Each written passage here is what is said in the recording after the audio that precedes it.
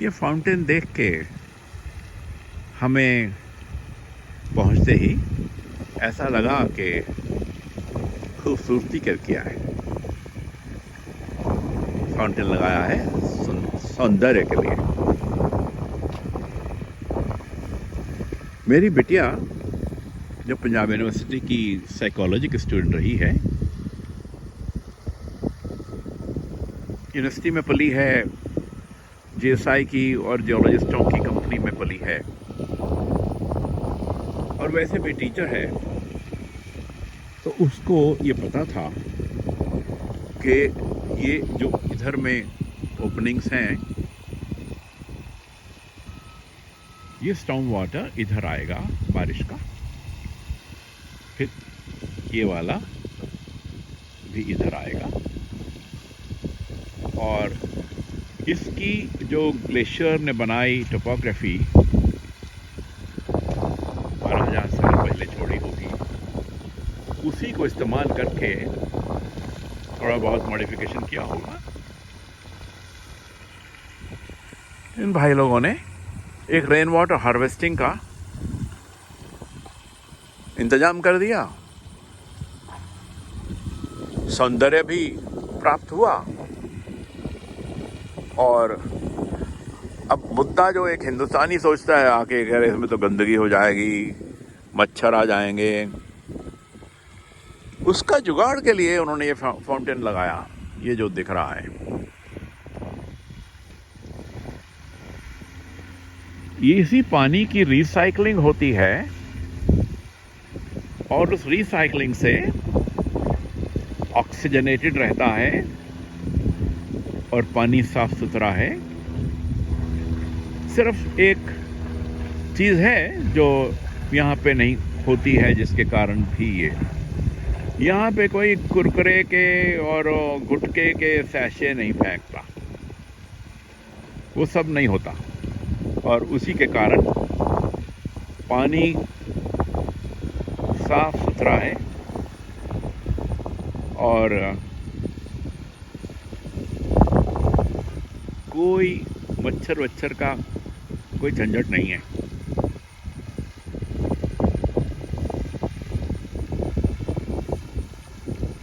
हमने क्या किया है, रेन वाटर हार्वेस्टिंग की तो हम बात ही नहीं करते हैं। हमने तो जो वेटलैंड्स हैं उनमें कचरा डाल दिया है। We have converted our wetlands into wastelands, into dumping yards. हमने नदियाँ बेच दी हैं, नदियाँ में बनवा दिए हैं फ्लैट्स। मीठी नदी एक बड़ा मशहूर एग्जाम्पल है, पर हमने जगह जगह पे प्लेन्स में भी और हिल्स में भी झीलों को, नदियाँ को इनक्रोच किया है। इवन बेंगलोर एक बड़ी भारी एग्जाम्पल है, जहाँ पे हमने भट्टा बिठाया है, सारी पुरानी झीलें ख़त्म कर दी। इनफैक्ट चंडीगढ़ की झील पे भी तो नज़र थी ना लोगों की कि उसके परे में 30 मंजिला मकान बनाएंगे, और फिर बड़े बड़े जो अमीरज़ादे हैं, इम्पोर्टेंट लोग हैं, वो एक एक फ्लैट वहाँ पे ले लेंगे। भगवान भला करे हाईकोर्ट का, उन सम्माननीय जजों का, जो किसी के दबाव में ना आए और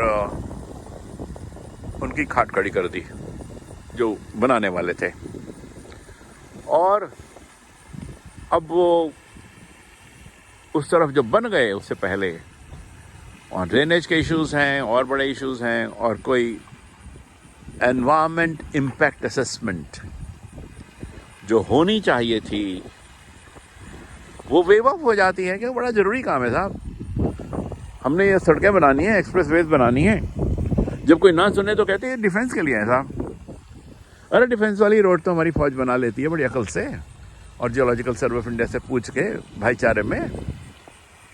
आपने सड़कें बनाई हैं पिकनिक कराने के लिए अमीरों को, क्योंकि उनकी बड़ी बड़ी गाड़ियां जा नहीं सकती उधर को।